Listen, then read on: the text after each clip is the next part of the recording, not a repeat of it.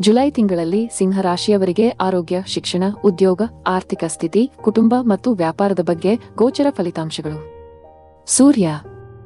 ನಿಮ್ಮ ರಾಶಿ ಅಧಿಪತಿಯಾದ ಸೂರ್ಯನು ಜುಲೈ 16ರಂದು ನಿಮ್ಮ 11ನೇ ಮನೆಯಾದ ಮಿಥುನ ರಾಶಿಯಿಂದ 12ನೇ ಮನೆಯಾದ ಕರ್ಕಾಟಕ ರಾಶಿಗೆ ಹೋಗುತ್ತಾನೆ. ಇದರಿಂದ ಖರ್ಚುಗಳು, ವಿದೇಶಿ ವ್ಯವಹಾರಗಳು, ಆಧ್ಯಾತ್ಮಿಕತೆ ಮತ್ತು ನಿಮ್ಮ ಆರೋಗ್ಯದ ಮೇಲೆ ಹೆಚ್ಚು ಗಮನ ಹರಿಸಬೇಕಾಗುತ್ತದೆ. ಬುಧ. ನಿಮ್ಮ 2ನೇ ಮತ್ತು 11ನೇ ಮನೆಯ ಅಧಿಪತಿಯಾದ ಬುಧನು ಇಡೀ ಜುಲೈ ತಿಂಗಳು ನಿಮ್ಮ 12ನೇ ಮನೆಯಲ್ಲೇ ಇರುತ್ತಾನೆ.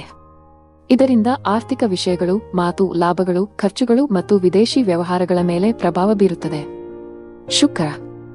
ನಿಮ್ಮ 3ನೇ ಮತ್ತು 10ನೇ ಮನೆಯ ಅಧಿಪತಿಯಾದ ಶುಕ್ರನು ಜುಲೈ 26ರಂದು ನಿಮ್ಮ 10ನೇ ಮನೆಯಾದ ವೃಷಭ ರಾಶಿಯಿಂದ 11ನೇ ಮನೆಯಾದ ಮಿಥುನ ರಾಶಿಗೆ ಬದಲಾಗುತ್ತಾನೆ.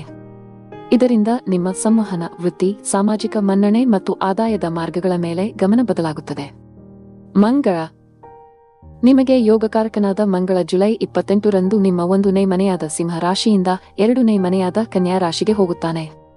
ಇದರಿಂದ ಕುಟುಂಬ, ಆಸ್ತಿ, ಅದೃಷ್ಟ, ಆರ್ಥಿಕ ವಿಷಯಗಳು ಮತ್ತು ಮಾತಿನ ಮೇಲೆ ಗಮನ ಹರಿಸಬೇಕಾಗುತ್ತದೆ.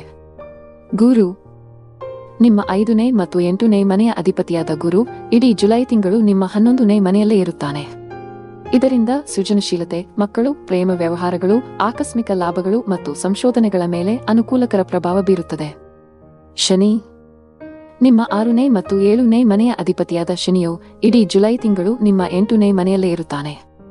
ಇದರಿಂದ ಸಾಲಗಳು, ಆರೋಗ್ಯ, ಶತ್ರುಗಳು, ಪಾಲುದಾರಿಕೆಗಳು ಮತ್ತು ಆಕಸ್ಮಿಕ ಬದಲಾವಣೆಗಳಿಗೆ ಸಂಬಂಧಿಸಿದ ವಿಷಯಗಳಲ್ಲಿ ಜವಾಬ್ದಾರಿಗಳು ಹೆಚ್ಚಾಗುತ್ತವೆ. ರಾಹು. ರಾಹು ನಿಮ್ಮ 7ನೇ ಮನೆಯಲ್ಲಿರುತ್ತಾನೆ. ಇದರಿಂದ ಪಾಲುದಾರಿಕೆ, ವಿವಾಹ ಮತ್ತು ಸಾರ್ವಜನಿಕ ಸಂಬಂಧಗಳಲ್ಲಿ ಅನಿರೀಕ್ಷಿತ ಬದಲಾವಣೆಗಳು ಅಥವಾ ಹೊಸ ಅವಕಾಶಗಳು ಎದುರಾಗಬಹುದು. ಕೇತು. ಕೇತು ನಿಮ್ಮ 1ನೇ ಮನೆಯಲ್ಲಿರುತ್ತಾನೆ. ಇದರಿಂದ ನಿಮ್ಮ ವ್ಯಕ್ತಿತ್ವ, ಆರೋಗ್ಯ ಮತ್ತು ಆತ್ಮವಿಶ್ವಾಸದ ಮೇಲೆ ಅಂತರ್ಮುಖ ದೃಷ್ಟಿ ಅಥವಾ ವೈರಾಗ್ಯದಂತಹ ಭಾವನೆಗಳು ಉಂಟಾಗಬಹುದು. ಜುಲೈ ತಿಂಗಳ ಸಿಂಹ ರಾಶಿ ಫಲಿತಾಂಶಗಳು. ಸಿಂಹ ರಾಶಿಯವರಿಗೆ ಜುಲೈ ಮಿಶ್ರ ಫಲಿತಾಂಶಗಳನ್ನು ನೀಡುವ ಮಾಸ.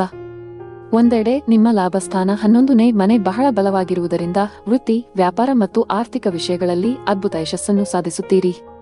ಆದರೆ ಅದೇ ಸಮಯದಲ್ಲಿ ನಿಮ್ಮ ರಾಶಿಯಲ್ಲಿ ಕೇತು, ಅಷ್ಟಮದಲ್ಲಿ ಶನಿ ಮತ್ತು 8ನೇ ಮನೆಯಲ್ಲಿ ರಾಹು ಇರುವುದರಿಂದ ಆರೋಗ್ಯ, ವೈಯಕ್ತಿಕ ಜೀವನ ಮತ್ತು ಪಾಲುದಾರಿಕೆ ಸಂಬಂಧಗಳಲ್ಲಿ ತೀವ್ರ ಒತ್ತಡ, ಗೊಂದಲ ಮತ್ತು ಸವಾಲುಗಳು ಎದುರಾಗುತ್ತವೆ. ಇದು ನಿಮ್ಮ ಬಾಹ್ಯ ಯಶಸ್ಸು ಮತ್ತು ಆಂತರಿಕ ಶಾಂತಿಯ ನಡುವೆ ಸಮತೋಲನವನ್ನು ಕಾಯ್ದುಕೊಳ್ಳಬೇಕಾದ ಸಮಯ. ಉದ್ಯೋಗ ಮತ್ತು ವೃತ್ತಿ ಜೀವನ. ವೃತ್ತಿಪರವಾಗಿ ಇದು ನಿಮಗೆ ಅತ್ಯಂತ ಅನುಕೂಲಕರ ಮತ್ತು ಯಶಸ್ವಿ ಮಾಸ. ನಿಮ್ಮ 10ನೇ ಮನೆಯ ಅಧಿಪತಿಯಾದ ಶುಕ್ರನು ಮೊದಲು 10ನೇ ಮನೆಯಲ್ಲಿ, ನಂತರ ಲಾಭಸ್ಥಾನದಲ್ಲಿ ಸಂಚರಿಸುವುದು ಮತ್ತು ಲಾಭಸ್ಥಾನದಲ್ಲಿ ಗುರು ಇರುವುದರಿಂದ ನೀವು ವೃತ್ತಿಜೀವನದಲ್ಲಿ ಉನ್ನತ ಶಿಖರಗಳನ್ನು ಏರುತ್ತೀರಿ. ಬಹುಕಾಲದಿಂದ ನಿರೀಕ್ಷಿಸುತ್ತಿದ್ದ ಬಡ್ತಿಗಳು, ವೇತನ ಹೆಚ್ಚಳ ಮತ್ತು ಮೇಲಧಿಕಾರಿಗಳಿಂದ ಪ್ರಶಂಸೆಗಳು ನಿಮಗೆ ದೊರೆಯುತ್ತವೆ. ನಿಮ್ಮ ಹೆಸರು, ಕೀರ್ತಿ, ಪ್ರತಿಷ್ಠೆಗಳು ಹೆಚ್ಚಾಗುತ್ತವೆ. ಎಷ್ಟೇ ಕೆಲಸದ ಹೊರೆ ಇದ್ದರೂ ನಿಮ್ಮ ನಾಯಕತ್ವದ ಗುಣಗಳಿಂದ ಎಲ್ಲಾ ಕೆಲಸಗಳನ್ನು ಯಶಸ್ವಿಯಾಗಿ ಪೂರ್ಣಗೊಳಿಸುತ್ತೀರಿ. ನಿರುದ್ಯೋಗಿಗಳಿಗೆ ಬಯಸಿದ ಉದ್ಯೋಗ ಸಿಗುವ ಸಾಧ್ಯತೆ ಇದೆ. ಆರ್ಥಿಕ ಸ್ಥಿತಿ. ಈ ತಿಂಗಳು ಆದಾಯದ ಹರಿವು ಬಲವಾಗಿದ್ದರೂ ಖರ್ಚುಗಳು ಕೂಡ ಅದೇ ಮಟ್ಟದಲ್ಲಿರುತ್ತವೆ. ತಿಂಗಳ ಹೆಚ್ಚಿನ ಭಾಗ ನಿಮ್ಮ ಲಾಭಾಧಿಪತಿಯಾದ ಬುಧನು 12ನೇ ವ್ಯಯ ಮನೆಯಲ್ಲಿರುವುದು ಮತ್ತು ಸೂರ್ಯನು ಕೂಡ ಜುಲೈ 16ರ ನಂತರ 12ನೇ ಮನೆಗೆ ಹೋಗುವುದರಿಂದ ಗಳಿಕೆಗಿಂತ ಹೆಚ್ಚಿನ ಖರ್ಚುಗಳು ಆಗುವ ಸಾಧ್ಯತೆ ಇದೆ. ಆರೋಗ್ಯ, ವಿದೇಶ ಪ್ರಯಾಣ ಅಥವಾ ಅನಗತ್ಯ ವಿಲಾಸಕ್ಕಾಗಿ ಹೆಚ್ಚು ಹಣ ಖರ್ಚು ಮಾಡುತ್ತೀರಿ. ಆದಾಗ್ಯೂ 11ನೇ ಮನೆಯಲ್ಲಿ ಗುರು, ಶುಕ್ರರು ಇರುವುದರಿಂದ ಆದಾಯಕ್ಕೆ ಕೊರತೆ ಇರುವುದಿಲ್ಲ. ಹೂಡಿಕೆಗಳನ್ನು ಮಾಡಲು ಬಯಸಿದರೆ ತಿಂಗಳ ಮೊದಲ 2 ವಾರಗಳಲ್ಲಿ ಮಾಡುವುದು ಉತ್ತಮ. ಕುಟುಂಬ ಮತ್ತು ಸಂಬಂಧಗಳು. ಕುಟುಂಬ ಮತ್ತು ವೈವಾಹಿಕ ಜೀವನದಲ್ಲಿ ಇದು ಬಹಳ ಜಾಗರೂಕರಾಗಿರಬೇಕಾದ ಸಮಯ. ನಿಮ್ಮ 7ನೇ ಮನೆಯಲ್ಲಿ ರಾಹು ಮತ್ತು 8ನೇ ಮನೆಯ ಅಧಿಪತಿಯಾದ ಶನಿ 8ನೇ ಮನೆಯಲ್ಲಿ ಇರುವುದರಿಂದ ಜೀವನ ಸಂಗಾತಿಯೊಂದಿಗೆ ತೀವ್ರ ತಪ್ಪು ತಿಳುವಳಿಕೆಗಳು, ಜಗಳಗಳು ಅಥವಾ ದೂರ ಹೆಚ್ಚಾಗುವ ಸಾಧ್ಯತೆ ಇದೆ. ಪಾಲುದಾರಿಕೆ ಸಂಬಂಧಗಳಲ್ಲಿ ಮೋಸ ಹೋಗುವ ಅಪಾಯವೂ ಇದೆ. ಆದಾಗ್ಯೂ ನಿಮ್ಮ 5ನೇ ಮತ್ತು 7ನೇ ಮನೆಗಳ ಮೇಲೆ ಗುರುವಿನ ಶುಭ ದೃಷ್ಟಿ ಇರುವುದು ಒಂದು ರಕ್ಷಣಾ ಕವಚದಂತೆ ಕೆಲಸ ಮಾಡುತ್ತದೆ. ನೀವು ತಾಳ್ಮೆಯಿಂದ, ವಿವೇಕದಿಂದ ವರ್ತಿಸಿದರೆ ಸಮಸ್ಯೆಗಳನ್ನು ನಿವಾರಿಸಬಹುದು. ಮಕ್ಕಳ ವಿಷಯದಲ್ಲಿ ಶುಭ ಸುದ್ದಿ ಕೇಳುವಿರಿ. ಆರೋಗ್ಯ. ಆರೋಗ್ಯದ ವಿಷಯದಲ್ಲಿ ಈ ತಿಂಗಳು ಹೆಚ್ಚು ಜಾಗರೂಕರಾಗಿರಬೇಕು, ಏಕೆಂದರೆ ಕೆಲವು ಗ್ರಹ ಸ್ಥಾನಗಳು ನಿಮ್ಮ ಆತಂಕಕ್ಕೆ ಕಾರಣವಾಗಬಹುದು.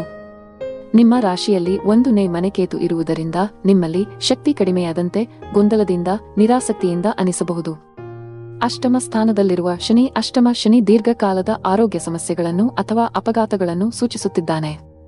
ವಾಹನ ಚಲಾಯಿಸುವಾಗ ಅತ್ಯಂತ ಜಾಗರೂಕರಾಗಿರಿ.